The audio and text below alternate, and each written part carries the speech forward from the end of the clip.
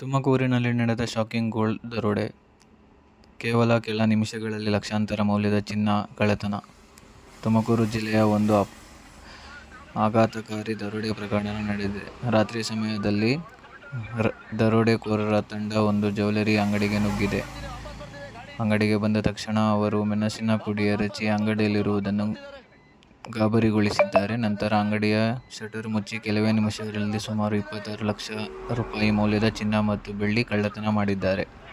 ಆದರೆ ಕತೆ ಇಲ್ಲಿಗೆ ಮುಗಿಲಿಲ್ಲ.